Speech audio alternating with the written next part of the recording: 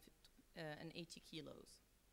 Nuestra fuerza como empresa se basa en que vendemos todos los colores y también empaquetamos de forma que se pueden encontrar paquetes tan pequeños como 20 gramos hasta empaquetamiento industrial de 180 kilos. So the packaging goes from PET, composite pouches, trays, tins, metallic tins, and then drums. Así que el empaquetamiento varía entre PET, que es PET, las bolsas de plástico, bandejas, latas e incluso barriles.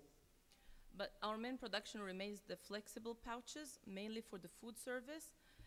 This is for weight, and for airlines and retail, depending on volumes, it's still flexible pouches.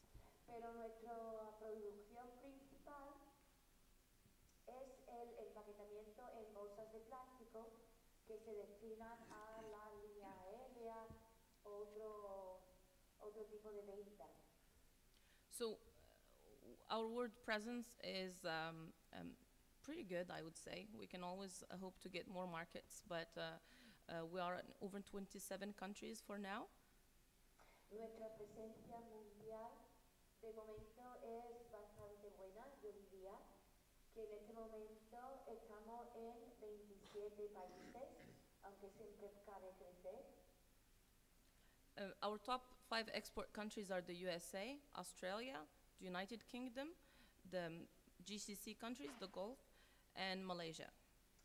De momento, los 5 principales países donde exportamos son Estados Unidos, Australia, el Reino Unido, los países de la GCC y Malasia. Why do we export? Well, we have such a presence. We have factory certifications. Basically, IFS and BRC can get us through almost any country. La razón de la exportación, pues poseemos las certificaciones necesarias para entrar en prácticamente cualquier país. And also we have product certifications, which is kosher and halal. Además, tenemos certificación de producto, que es el kosher, no sé cómo se dice, Sí. y el halal. ¿Es kosher? Sí, sí, Sí. es kosher. Halal is important to us because it opened the market of 600 million people. It's not only for Muslims, like the kosher is for Jews, but it's also for quality, level of quality certification. Halal es muy importante para nosotros porque nos ha abierto un mercado de unos 6 millones de personas y no es solo para los países árabes, como el kosher, por ejemplo, sí es específicamente para los judíos, pero halal también representa un sello de calidad. So our strategy is to focus on high margin premium olives, basically the oil cured, the marinated with herbs, and the picholine, which is picholine languedoc, another variety that is available in Morocco, but smaller quantities. Nuestra estrategia es enfocarnos en un margen superior de la calidad de la oliva, o curada en aceite, macinada con hierbas y picolina. And also to grow with our clients. We are very in tune with our client. We try to understand its needs. We listen, then we test, we confirm, and then we launch the product. También nuestro objetivo de crecer junto con el cliente. Y entonces lo escuchamos, volvemos a llevar a cabo los test necesarios, confirmamos los resultados obtenidos y al final lanzamos un nuevo producto. We also focus on innovation and continuous improvements. We have a minimum of two innovations a year. Either it's an innovation in process, in recipe, or product, but we have to have 2 every year. También la innovación tenemos 2 innovaciones por año, o bien en presentación o en receta, pero cada año son 2 innovaciones. So we focus on smaller packaging and we try to eliminate the industrial packaging, which is bulk. Y nos enfocamos en el empaquetamiento más pequeño con el fin de eliminar el empaquetar en granel, a granel. We also focus on branding. We have uplifted the Alia brand and launching a new brand for Europe, but also continue to work with the distributors' brands. La marca también es importante. Hemos levantado la marca Alia, Sicopa y ahora una nueva marca para Europa, mientras continuemos trabajando con las marcas del mismo distribuidor. Diversification is important to us. You have all said that some crops are short. The Aleonora is short this year, the Kalamata is short this year, and unfortunately even the Moroccan Bildi is short. So our only hope is to diversify to different other products to keep the level, the turnover level, and keep our people busy and our workforce busy. La diversificación es otra prioridad para la empresa. Como han mencionado, la falta de producción este año, pues desafortunadamente en Marruecos también va a haber una producción más corta.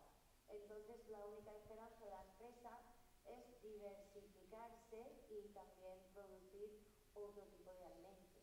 So what follows is mainly photos. This is some of the pouches that we do.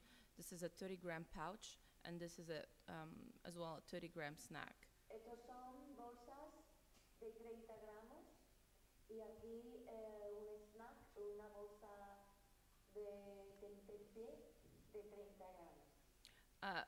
I've checked with our main competitors, and we believe that we are the world leader in this single-serve marinated olive snacks. Hemos confirmado los datos de otras empresas y nos creemos creemos que somos el líder mundial en este tipo de bolsas que son de una porción individual. We also have the pillow pouch and the doi pack pouches. Otro tipo de bolsas que preparamos.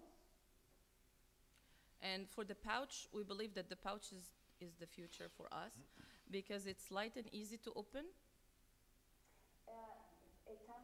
Tenemos confianza de que esto sea el futuro para nosotros, este tipo de paquete que tiene muchas ventajas.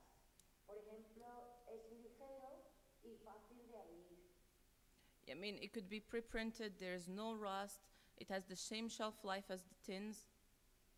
Puede ser impreso con antelación, no se oxida y además tiene la misma shelf life, la misma duración como las latas. And also, we've managed to pack the same net drained weight of 6 A10s in 10 pouches of 33 ounce. And I'll wait. You can go ahead. Bueno, una caja de 10 bolsas de 23 onzas de aceitunas en rodaja han conseguido que tenga el mismo tamaño que una caja de 6 latas de 10, no sé, a 10. Está bien. A Is 10. A10 is a tin. I think a lot of people would know it an A10 around here. But I mean, mainly because health and security is becoming very important, and then there is a risk for injury for metal tins. So this one falls into one sheet, and it's easy to dispose of. And also, there's more weight to be packed in a container. Hay mucho riesgo en cuanto a salud y sanidad con las latas. Este tipo de paquete no incluye riesgo de heridas con las bolsas, no hay necesidad de abridores y se dobla muy bien en una hoja una vez vacíos, lo cual facilita la deshacerse del resto. So, pillow versus pouch, and we also have the platters. So this is all the line of products. También se presentan en bandejas y esto es toda la línea de productos que tenemos. And we have had many innovations. The one was basically in 2013 from the Moroccan Minister of Industry for the most innovative process in SMEs. Hemos tenido muchas innovaciones y últimamente hemos recibido un reconocimiento del Ministerio de Industria por el proceso más renovadora del 2013 de SME. We also had another one in one of our products has been selected for CL 2014. Uno de nuestros productos ha sido seleccionado para el mismo sello en el 2014. Right, I wouldn't go any further and I will wait for your questions. Thank you. Ahora, si tienen alguna pregunta, esperaré que... Vamos a aplaudirle.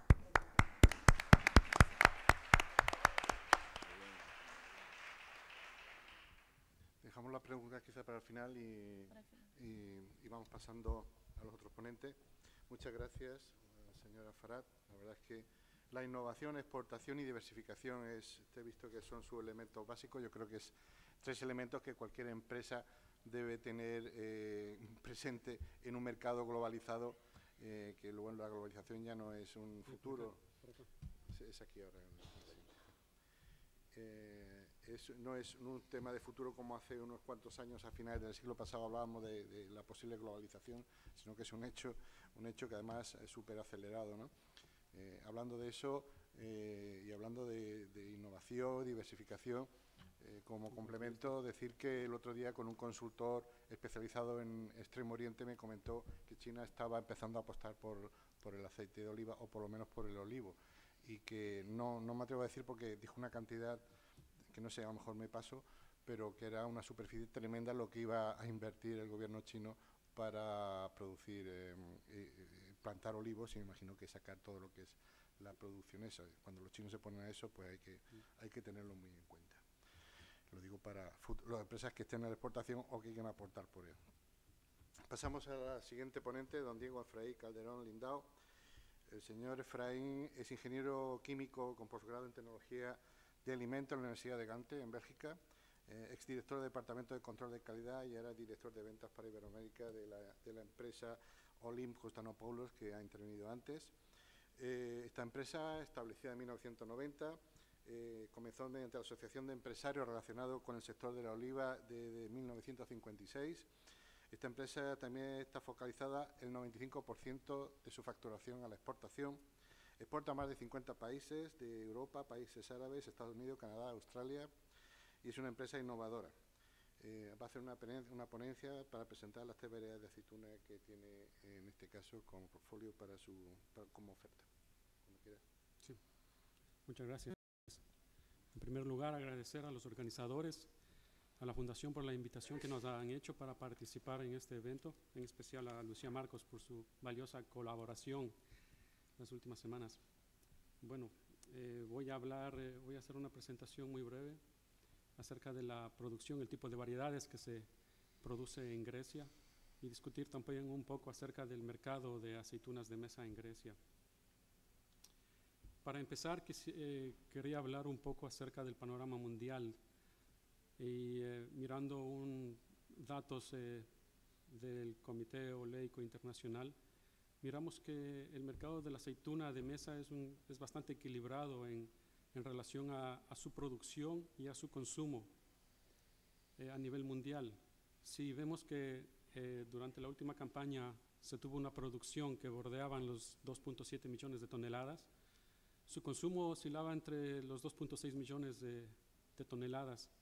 Es decir, hay un incremento, como ya mencionó Juan José hace poco, hay un incremento en la demanda de esta fruta a nivel mundial, y eso va de igual manera también junto con un crecimiento en la producción de la aceituna.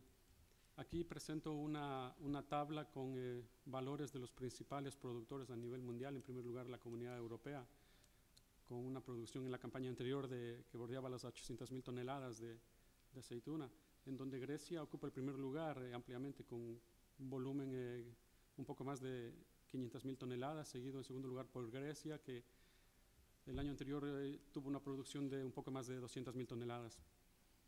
Hay que mirar, es importante ver que hay países que han crecido últimamente su producción, especialmente Egipto, que el año anterior tuvo una producción de 470.000 toneladas. Es un país que está creciendo en esta área y hay que considerarlo muy seriamente. Mencionar también que en este negocio de exportaciones, en la exportación de aceitunas de mesa, se maneja un volumen de más o menos 700.000 toneladas, un volumen anual. Este es un volumen bastante grande, un volumen bastante interesante, en donde vemos que los principales países importadores están Estados Unidos con 150.000 toneladas, seguido de Brasil también, Brasil que es un país que importa un volumen muy considerable de aceituna, cerca de los 100.000 toneladas, y Rusia con 60.000 toneladas. Luego de hacer esta revisión muy breve del aspecto mundial, voy a enfocarme en el tema de Grecia y hablar sobre su producción y el tipo de aceitunas que se producen en Grecia. En primer lugar, mencionar que la cosecha de cada campaña inicia a mediados de septiembre, y es una tradición en Grecia que inicie el 15 de septiembre. ¿Por qué el 15 de septiembre? Porque el 14 de septiembre es el día se celebra en la Iglesia Ortodoxa el Día de la Cruz. Es una celebración religiosa muy importante en Grecia, y los agricultores esperan ese día para empezar a cosechar el 15 de septiembre la aceituna. Se empieza con la aceituna Halkidiki y la verde. Esto puede durar la cosecha hasta el mes de enero o hasta el mes de febrero, dependiendo obviamente del volumen de producción y de las condiciones climáticas. Como ya mencioné, de acuerdo a los datos que ofrece el COI, el año anterior la producción en Grecia fueron de 210.000 toneladas, de las cuales el 80% se destina a los mercados internacionales y el 20% se lo destina al consumo local. Pues bien, veamos cuáles son estas variedades. En primer lugar, mencionar la aceituna Halkidiki.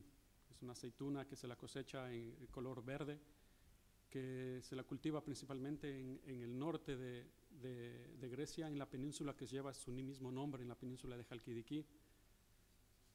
Es una aceituna de un fruto carnoso y que tiene una forma especial puntiaguda. Una aceituna que se utiliza bastante para el relleno a mano, debido a su volumen, a su calibre, que es grande. En segundo lugar, la aceituna que se produce en Grecia es la variedad Conservolea, que se cultiva principalmente en la zona central de la Grecia continental, y también se la conoce con el nombre de Ánfisa, aceituna Ánfisa o Anfisis, debido a que su mayor producción se da en la provincia de Ánfisa. Y al final, pues, hablar de la reina de las aceitunas griegas, que es la aceituna Calamón, la que se cultiva principalmente en la zona sur de Peloponeso y también en menor cantidad en la zona centro de Grecia. También en algunas islas se la puede encontrar en menores cantidades.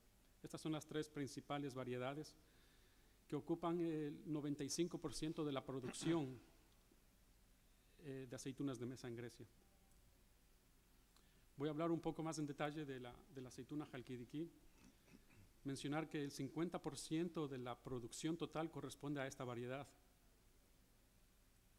Se estima una superficie de cultivo de más o menos 300.000 hectáreas en la península de Halkidiki, en donde aproximadamente el 80% de la área de cultivos tienen sistemas de irrigación. Se puede mencionar que están involucradas cerca de 60.000 personas en todo el proceso de producción y recolección de esta aceituna. Es una aceituna la cual se la destina preferentemente para producirla al estilo sevillano. También se la destina un menor porcentaje, se la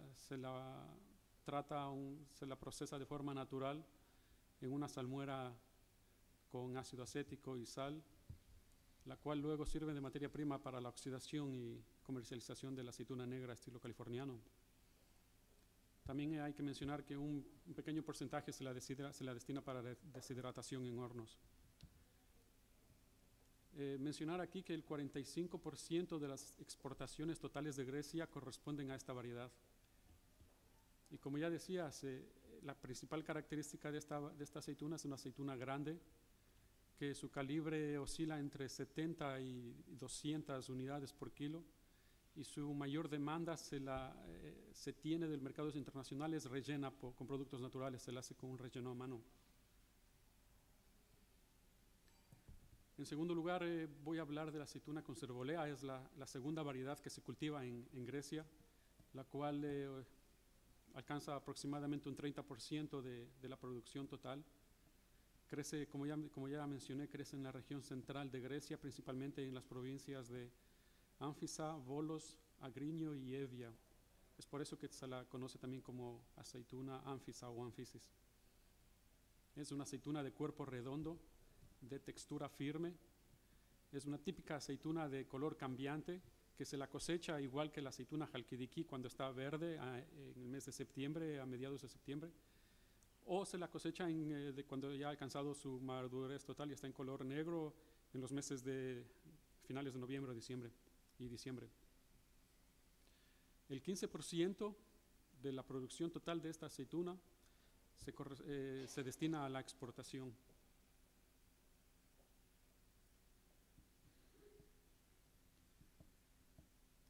Bueno, y complementar un poco lo que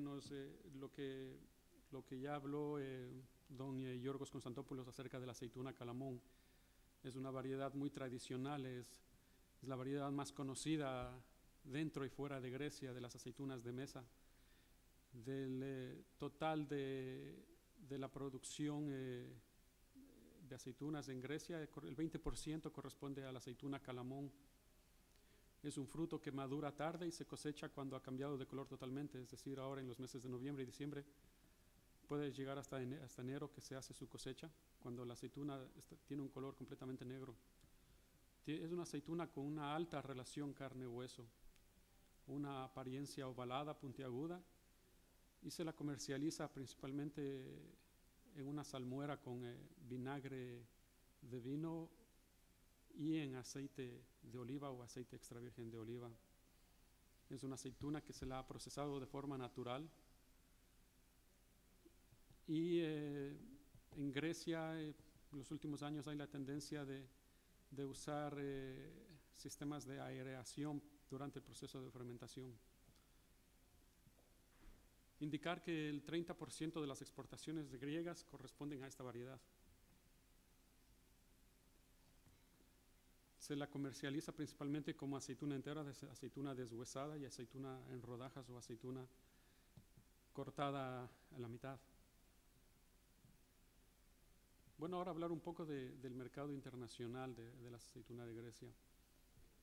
En el 2015, en el año anterior, se tuvo un ingreso de divisas correspondiente a la exportación de aceitunas que bordeó los 340 millones de euros. Y se rompió un récord el año anterior debido a que la combinación de aceitunas de mesa y aceite de oliva alcanzaron un total de exportaciones que sobrepasó los 1.000 millones de euros. Fue la primera vez que Grecia alcanza este valor en exportación de estos dos productos. Entre los principales mercados internacionales, el principal es obviamente Estados Unidos, en donde se destina el 22% de las exportaciones. El año anterior se exportó cerca de 30.000 toneladas por un valor de 95 millones de euros para este mercado. En segundo lugar tenemos Alemania, en donde se exportaron cerca de 15.000 toneladas. Italia es un mercado muy importante para Grecia, al cual se lo comercializa principalmente a granel, con un volumen de más o menos 14.000 toneladas. Australia también es un mercado muy importante. Hay que mencionar que La colonia griega en Australia es bastante grande. La tercera ciudad en población más grande que tiene Grecia está en Australia. Entonces hay bastante demanda de productos griegos, principalmente aceitunas en Australia. Luego, obviamente, los países de Europa del Este como Rumania, Rusia y bueno, también Reino Unido y Canadá son países a los que se destina un buen porcentaje de aceitunas de mesa. En sí, esta es una breve presentación que he hecho acerca de las aceitunas de mesa, de las diferentes variedades de aceituna de mesa, cómo la trabajamos en Grecia, cómo la procesamos y cómo la ofrecemos al mercado internacional. Gracias.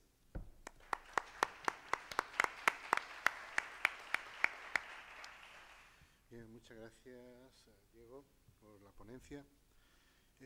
También empresa sin duda dedicada a la exportación como un objetivo fundamental de su actividad productiva y bueno, y con mucho éxito en muchos mercados. Pasamos al tercer ponente, en este caso a DECOP, Juan Soler. Juan Soler es ingeniero agrónomo, lleva ligado al mundo de la aceituna de mesa del año 91, comenzó a trabajar en la antigua Cosa, una cooperativa de la que fue gerente desde el 99 al 2005. Y ahora, incorporado al Grupo Giblanca, hoy DECOP, pues tiene el cargo de responsable del departamento de comercio de la sección de aceituna de mesa. Creo que hablar de DECOP no hace falta, están en la prensa casi todos los días aumentando, es una especie de Zara, pero en versión de aceite de oliva o de productos relacionados con el aceite de oliva. Una cooperativa, como saben, de segundo grado, primera cooperativa agroalimentaria del sur de Europa, con 75.000 agricultores y ganaderos, factura más de 750 millones de euros, produce muchos tipos de ofertas, incluso servicios también relacionados con el mundo de la agricultura. Es el mayor productor mundial de aceite de oliva virgen y aceituna de mesa y exporta a más de un centenar de países. Creo que con eso está dicho casi todo. Yo creo que eso es un lujo tenerlo aquí.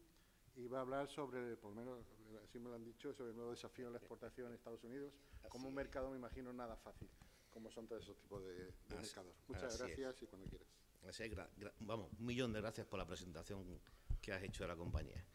Es así, efectivamente, como tú dices, una compañía de muchísima gente detrás, 75.000 socios, son 75.000 familias, hay mucha gente, muchos problemas, muchas cosas que solucionar para que, digamos, sus explotaciones sigan adelante.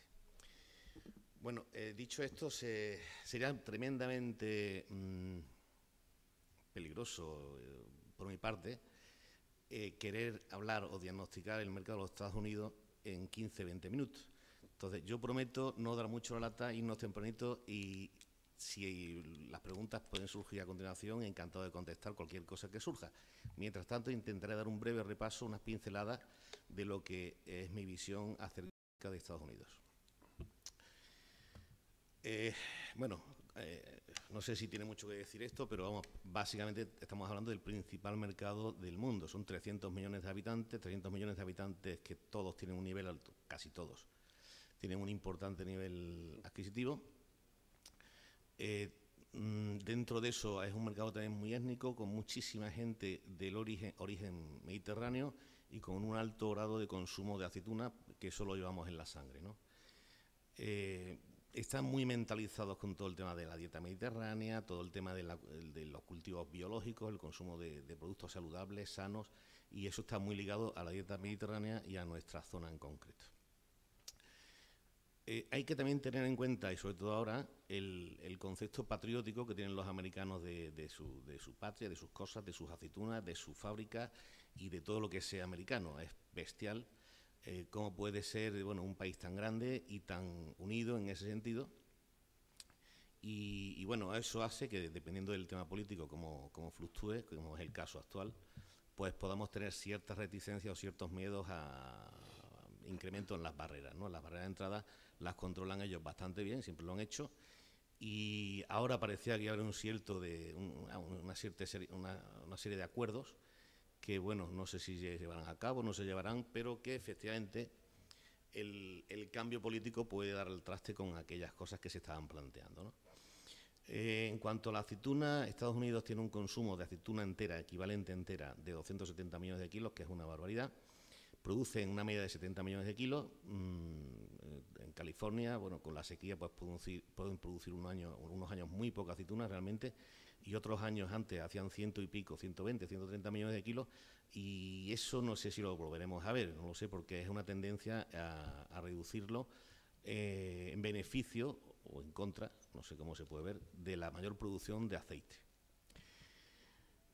Como consecuencia, digamos que importan entonces en torno a 200 millones de kilos de aceitunas enteras, entre verdes y negras, de los cuales 127.000 toneladas provienen básicamente de España, 39.000 de Grecia y el resto pues entre los distintos países como Argentina, Marruecos, Egipto y otros. En cuanto al mercado, para también, digamos, conocer de qué estamos hablando, digamos, es un mercado súper organizado, ahí está todo muy organizado desde hace muchísimo tiempo, se utiliza muchísimo la figura de los brokers, los in-house brokers, redes de brokers, está todo relativamente organizado, muy antiguo y con una gran fidelidad a esas estructuras. Admiten pocos cambios, ¿no?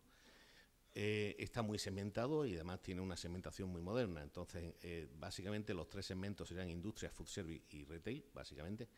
En cuanto a industria, nos encontramos con que, bueno, el mundo de la aceituna negra, que para nosotros es importantísimo, y sobre todo los que estamos en la zona más hojiblanquera, nos encontramos con que las aceitunas en Estados Unidos, en pequeños envases, pues las hacen allí, ¿no? Hay básicamente dos grandes fabricantes de aceituna negra, la negra californiana. Están los dos localizados en California y proveen casi la totalidad de la aceituna negra en envases pequeños que se consume en Estados Unidos, por supuesto con el sello de americano, ¿no? Es muy influyente. Y luego a continuación hablaré y bueno, se están haciendo algunos pinos, algunas cositas que por parte de algunas compañías, nosotros estamos haciendo algunas cosas en envases pequeños, aceitunas negras. Agrosevilla, que los veo por aquí a la izquierda, también están haciendo algo también de un cierto nivel de importancia y puede abrirse una vía de camino de trabajo en ese sentido, la aceituna negra en retail. Básicamente allí hay dos fabricantes que lo acaparan todo. En cuanto a verde, hay muchos envasadores, bueno, compran la aceituna de España o de donde sea y la envasan allí, básicamente se dedican al tema de especialidades con rellenos magníficos y bueno, digamos, tienen un componente de saludable o de I+D+I, de sabores y tal importante, ¿no? En cuanto a food service, bueno, nos encontramos con las grandísimas compañías americanas, ¿no? Grandísimas compañías americanas que son nacionales, como puede ser Cisco, Food Service, Sam's, Subway, compañías productoras, nosotros mismos estamos allí, Agrosevilla también está allí, Camacho está allí, hay muchas compañías que estamos instalados allí y que hacemos las veces de este tipo de compañías grandes que distribuyen productos de food service a lo largo de todos los Estados Unidos, ¿no? Luego también hay grandes compañías estatales a nivel estatal ya y más pequeñitas, ¿no? Esas sí llevan incorporado, todas lo llevan, ¿no? Pero estas en concreto más un amplio portfolio, o sea, es muy difícil llegar a estas pequeñitas desde aquí solamente con aceituna, ¿no? Lógicamente te va a decir el tío, no, yo se las compro a alguno de allí que le suministra a su vez pues otra serie de productos, ¿no? En retail lo mismo, súper concentrado, muy organizado y nos encontramos con las mayores compañías de distribución del mundo. Estamos hablando de Walmart, de Kroger, de Aldi, de Meijer. Son compañías que, bueno, que da miedo pensar en los volúmenes de facturación, la fuerza que tienen en comparación con los pobrecitos vendedores que vamos allí a vender nuestras aceitunas y con un tamaño ridículo en comparación con el que tenemos enfrente, ¿no? Básicamente la palabra es abusar lo que hacen de nosotros, ¿no? Nos dicen, oye, firmas este contrato de unas cláusulas leoninas y son lentejas, ¿no? O sea, esto es lo que hay. El riesgo en Estados Unidos legalmente, pues bueno, hay un riesgo de responsabilidades civiles, de responsabilidades de productos, que es importante. Luego hay una amplísima cadena de tiendas especializadas y gourmets, muy étnicas también, en fin, hay mucho, luego ya a nivel más pequeño, donde también, y luego comentaré, es importante pensar en ellas porque es un sitio donde se pueden empezar a trabajar cosas distintas, ¿no? Bueno, esta tabla es infumable directamente. Es una tabla donde básicamente se trata de decir, pues bueno, el consumo de lo que se envía de España hacia Estados Unidos en cuanto a variedades, pues vemos que la principal es la manzanilla, la hojiblanca, la gordal, como ya se ha repetido varias veces en este foro. Las presentaciones, básicamente la aceituna rellena de pimiento, la manzana rellena de pimiento y la aceituna negra en rodajas en A10. Esas son las dos básicas presentaciones. El resto ya está muy difuminado en otras presentaciones. Lamentablemente, ese es un mercado que España suministra muy poquitas cosas, bueno, muy poquitas, muchísimo volumen, pero muy concentrado en manzana de pimiento y rodajas negras en A10. En cuanto a verdes, por lo que os decía, ¿no? Las verdes básicamente porque ellos importan las verdes. Sin embargo, las negras primero consumen las suyas y luego lo que sobra pues lo consumen de España, de España y otros países como Marruecos, Egipto. Efectivamente, esas negras que consumen desde España básicamente es food service, latas grandes para las cadenas de pizzerías. La organización del mercado americano en food service puede ser el 70% del consumo y en retail el 30%. Y vemos como básicamente el producto por excelencia es la lata de A10, la famosísima lata de A10, donde se venden las rodajas negras para las pizzerías, ¿no? Eso es un negocio, no es negocio.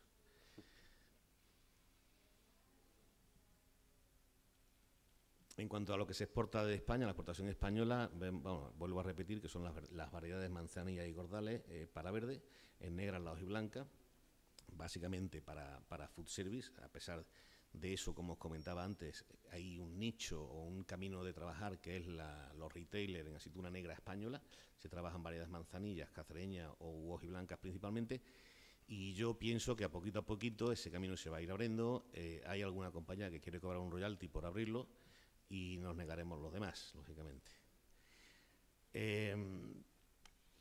La competencia con la aceituna californiana viene dada porque la diferencia de precio es muy grande. Entonces, bueno, hay ciertos compradores que ya dan paso a otras aceitunas en sus lineales por la diferencia tan bestial de precio y por el riesgo que cada vez ven más cerca de que la producción californiana, hay años en que ha sido muy pequeña debido a la sequía, y han entrado ellos mismos aceitunas de Argentina o de algunos otros sitios, incluso de aquí.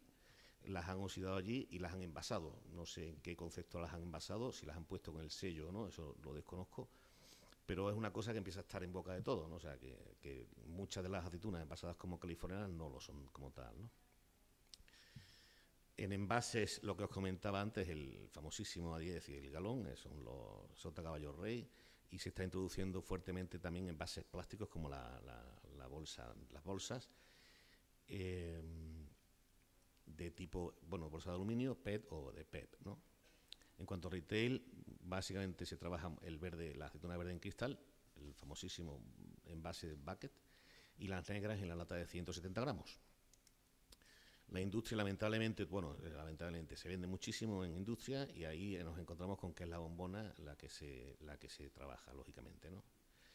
El camino dentro de esta historia sería decir, hay muchísimos sitios por donde trabajar, pero uno de ellos, como desafío, es la implantación, la búsqueda, la colocación de nuevas elaboraciones de las aceitunas en nuevos envases, como puede ser la tarrinita esta de aceituna con o sin salmuera, con distintas hierbas, especias condimentadas, y que normalmente aquí es un mercado que está funcionando bastante bien en lo que es Europa y otros sitios, y en Estados Unidos está incipiente, se vende en fresco y no está en los lineales, tienes que ir a comprarlo al principio de los supermercados, donde está el fresco, ¿no?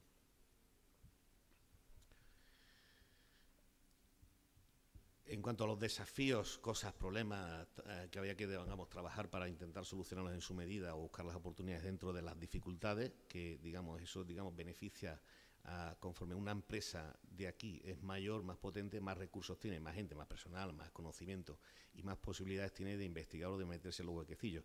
Entonces, el tamaño de una compañía, ayuda mucho a la briega con todo este tipo de legislaciones y demás, que allí es bastante farragosa, ¿no? Entonces, las empresas, por poner cosas, ¿no? Las empresas tienen que estar registradas en la página web de FDA, son auditorías de planta que te puede hacer la gente del FDA. Tienen dos grandes controles, FDA y USDA. El FDA puede venir a auditar la planta en cuanto le parezca bien, y de hecho vienen, ¿no? Y hacen sus auditorías, sus registros, anunciados o sin anunciar, y te hacen unos chequeos de documentaciones y demás importantes, ¿no?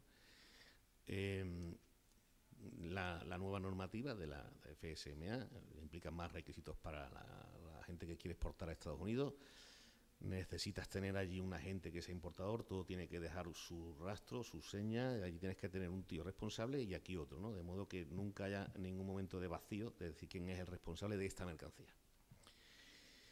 Ahora también han creado otra nueva figura que es la gente que, digamos, tiene que haber un responsable dentro de cada compañía, un responsable que tiene que estar, digamos, certificado, homologado por una serie de cursos que se están impartiendo actualmente aquí y que te obligan ellos, pues bueno, para tener un poco más de control acerca de las plantas que les fabrican y sobre todo tener una persona responsable a la que mirar.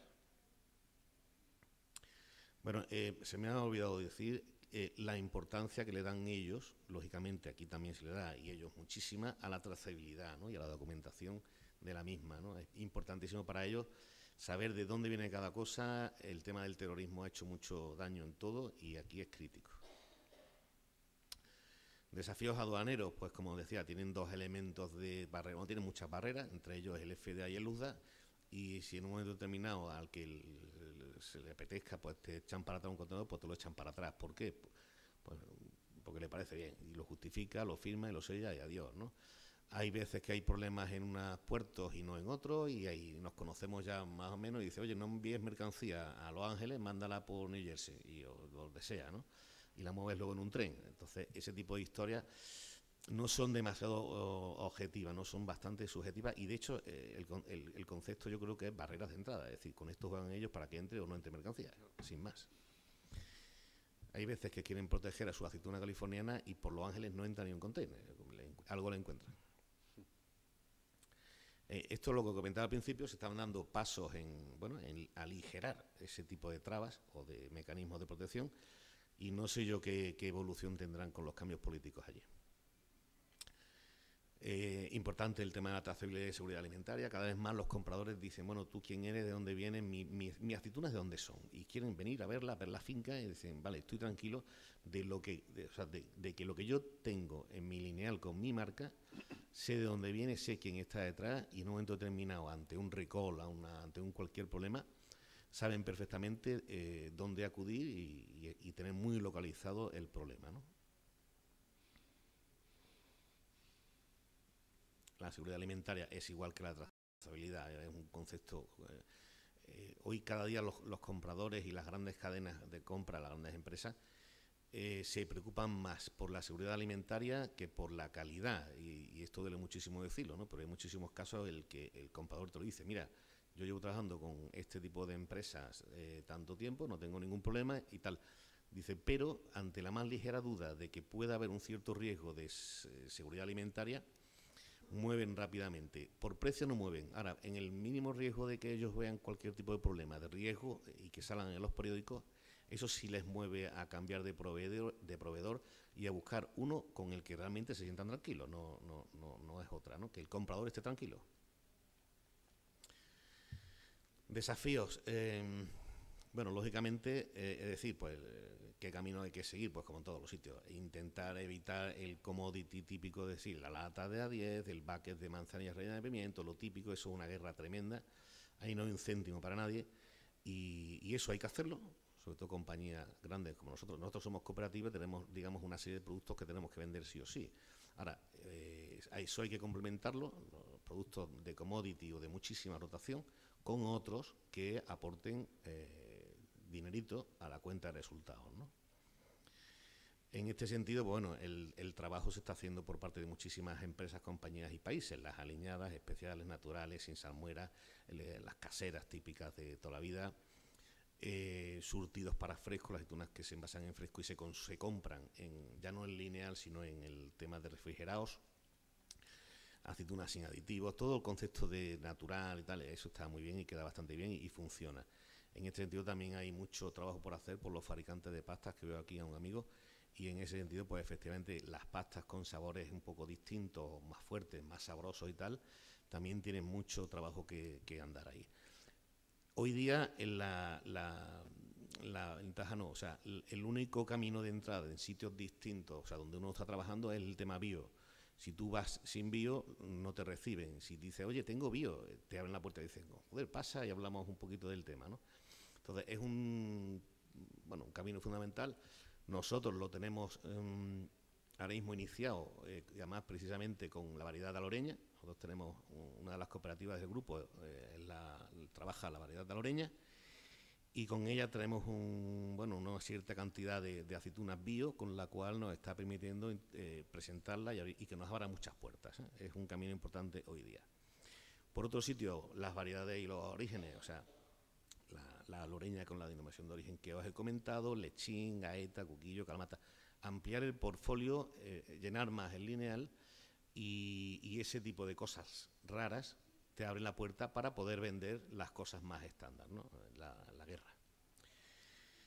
Nuevos embalses como los Doi Pasconci, las tarrinas, las sin salmuera, las latillas de pilaf, los snacks, productos en fresco, como decía, sin tratamiento térmico, son un camino de introducir nuevas variedades, nuevas aceitunas, nuevas elaboraciones, y que sí realmente le llaman la atención a alguien que no quiere ahorita hablar de aceitunas. Tiene 200.000 vendedores de aceitunas en la puerta, entonces quiere a alguien que le diga algo distinto. Y si no, lo escuchan. Entonces, con algo distinto, por lo menos te escuchan. Luego te comprarán o no, pero por lo menos te escuchan. Otro importantísimo, lo que os comentaba, el inicio de la competencia de la aceituna negra española en sustitución o en competencia, no sustitución, en competencia con la californiana, es un trabajo importante que queda por hacer y que puede dar buenos frutos en un futuro más o menos cercano. Y luego intentar también, como desafío importante, es decir, quitar la estacionalidad. En Estados Unidos es muy estacional en la compra de aceituna y sería muy interesante pues luchar a través de la promoción, de la publicidad y tal, luchar contra esa estacionalidad, ¿no? Tareas pendientes, pues lo mismo, es decir, un gran esfuerzo en cuanto a I+D+I, desarrollo de nuevos productos, nuevas valoraciones, nuevos envases, y siempre encontrarás a alguien que te escuche si llevas un producto bueno, de calidad, de presentación e innovador. Eso siempre vas a encontrar a un comprador que te va a abrir la puerta, y ese es el camino de luego adentrarnos en vender otras cosas. Es lamentable, que luego lo aparecerá por ahí, que España, bueno, es la que más vende allí, con diferencia, pero lamentablemente es la que peor vende. O sea, es la que peor vende porque la aceituna española está ligada a una aceituna barata. Hablamos de las variedades tanto de Marruecos como, por supuesto, la calamata, ¿no?, de Grecia, y ahí me da una envidia tremenda. O sea, defienden el producto, las variedades y los precios de una forma que nosotros no hemos sido capaces. La guerra que tenemos entre los fabricantes, siempre estamos al centimillo, y eso ruina para todos, ¿no? Entonces, salir de esa imagen que tiene la aceituna española como aceituna barata es uno de los desafíos más importantes, no solamente para Estados Unidos, sino para el resto del mundo. En ese sentido, los caminos son los que yo, desde mi punto de vista, he comentado: el tema de la bio, el tema de las aceitunas naturales, controlar más la cadena de valor. O sea, digamos, hay que posicionarse en los mercados estando allí, y con eso tienes bastante ya ganado, ¿no? La dimensión de la empresa es fundamental. Grandes clientes van a buscar siempre grandes proveedores, un tío con las espaldas bien fuertes que le asegure o les tranquilice que financieramente no va a tener problemas, que no le va a faltar producto, que no va a tener ningún tipo de problema sanitario ni de problemático de decir, compra las aceitunas en un sitio raro, ¿no? La trazabilidad, la sostenibilidad y la seguridad alimentaria como fundamentales, ¿no? Luego también vende bastante el tema de ambiental y ético, ¿no? O sea, los que vendemos allí sabemos que tenemos que firmar de vez en cuando una serie de auditorías de conductas éticas que nos hacen firmar y que, bueno, llevan razón. Oye, usted no contrata niños pequeños, usted no está comprando aceitunas robadas, usted no está haciendo cosas ilegales para venderme a mí su producto, ¿no? Entonces, eso te lo hacen firmar y de hecho es bastante interesante. Y con eso ya he terminado la exposición.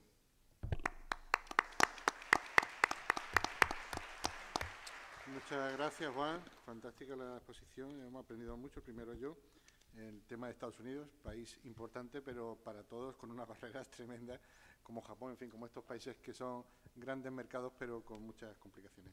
Si hay alguien que quiera hacer una pregunta, pues, por favor.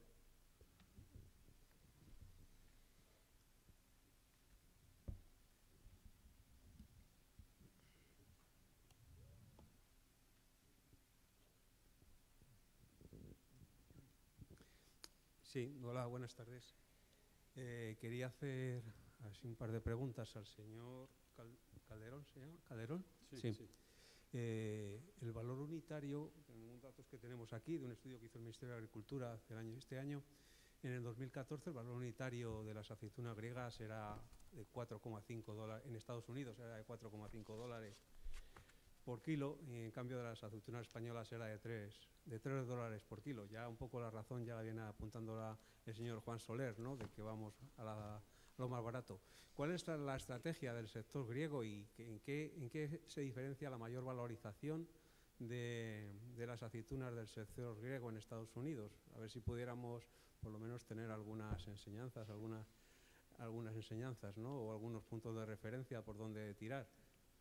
Y al señor Juan Soler, ¿cree que con la firma del TTIP, del Tratado Transatlántico, que ahora ya con la elección del señor Trump parece que está más en el aire, iba a eliminar todas este tipo de barreras no arancelarias que existen, todas estas trabas burocráticas, todos estos controles, todos estos criterios subjetivos? ¿Todo esto lo iba a eliminar de alguna manera o cree que eso es difícil de eliminar a pesar de que haya un tratado? Se eliminarían a lo mejor los aranceles, eso sí, pero todas estas trabas que existe en la administración americana y todas las limitaciones también de la distribución y los recovecos de la distribución americana, ¿todo esto lo facilitaría el tratado del TTIP? Ok. Sí, para contestar su pregunta, pienso que no hay nada secreto, pienso que todas las cartas están sobre la mesa. En Grecia el tema del procesamiento de la aceituna se la toma muy serio, es prácticamente una religión cómo lo manejan. Y se toma en cuenta muy bien, mucho cuidado paso a paso desde el momento de la cosecha.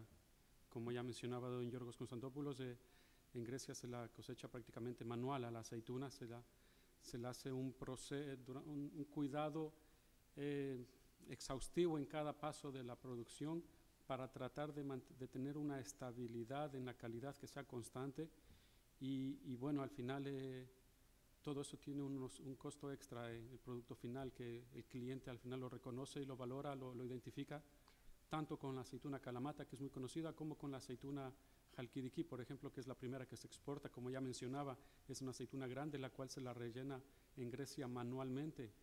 Entonces, todo eso son valores adicionales que lo mira el cliente final, lo evalúa y lo aprueba. Pues, pregunta. Esa es una muy buena pregunta porque no tiene contestación. A ver, yo ahí, mi opinión es bastante más simple. Se firme lo que se firme, siempre iban a mandar los agricultores y los fabricantes de allí. Entonces ahí manda mucho California. Si California levanta el pie y da ok a ciertas cosas, pues se podría conseguir, porque influye California, el fabricante y el productor. Allí tienen muchísimo respeto y yo creo que van a seguir siempre el consejo o van a pedir opinión y la van a seguir a los fabricantes, la asociación de fabricantes y de productores de California. Ellos van a defenderlos a muerte. El tema patriótico es tremendo allí. Otra cosa que sí es cierto que por lo menos la flexibilizaría o aligeraría un poquito la carga, eso sí. Y importante, bueno, lo que pasa que no es, eso sí que es imposible, es decir, conseguir algo que sea objetivo, eso es muy difícil de conseguir, ¿no? En cuanto hablamos de calidad, de todo, de lo que sea, ¿no? Entonces, ahí tienes la herramienta subjetiva, eso siempre va a estar ahí. Ahora, la firma de ese tratado sí podría aligerar y flexibilizarlo a las trabas, la mecánica. Aprovecho la pregunta para decir que en la Cámara, el 1 de diciembre, en la sede de la Cámara de Comercio de Málaga, va a haber una jornada sobre el TTIP. Creo que está confirmada, que lo va a dar precisamente la delegación de la Comisión Europea en España, que nos ha pedido que en concreto aquí en Andalucía, en concreto en Málaga, sea la Cámara en donde se haga esta jornada. Lo digo aunque todavía no se ha difundido, aprovecho esta oportunidad porque quizás son ustedes los primeros que pueden, en este caso, conocerlo. El día 1 de enero. ¿Alguna pregunta más? Sí, para Juan Soler. Lo mismo que en el aceite de oliva está creciendo bastante el orgánico, ¿no?, el ecológico, en aceitunas de mesa no termina de romper. Vamos, entiendo que fundamentalmente por el hidróxido sódico que se emplea, que en España o en Europa no está permitida la legislación. Entiendo, creo que en Estados Unidos sí está reconocido. ¿Habría posibilidad y tendría el nicho de mercado el hacer la doble certificación, la europea y la norteamericana, para aceitunas ecológicas, aceitunas de mesa ecológicas, con idea de exportarla a Estados Unidos? Bueno, aparte de la sosa, digamos, hay otras elaboraciones que no requieren ningún tipo de proceso de ese tipo. Ese sería el camino principal para andar desde el punto de vista de España, que quizás es donde más problemas hay en ese sentido. Digamos, acoplarnos a la fabricación para Estados Unidos se está haciendo, y aunque parezca mentira, es más fácil que hacerlo para aquí, y sí tiene sentido. O sea, yo entiendo que cuando hay una demanda de algún sitio y lo que te exigen es ese tipo de certificaciones o controles que son los que se destinan en ese país, se debería de poder hacer aquí. Ponerle puertas al campo no se puede. Si en Estados Unidos te permiten una cosa, aquí lo debes de poder hacer. No sé si he contestado. ¿Alguna pregunta más? ¿Nadie más? Bueno, pues nada. Gracias a todos por su presencia, a los ponentes, y hasta otra.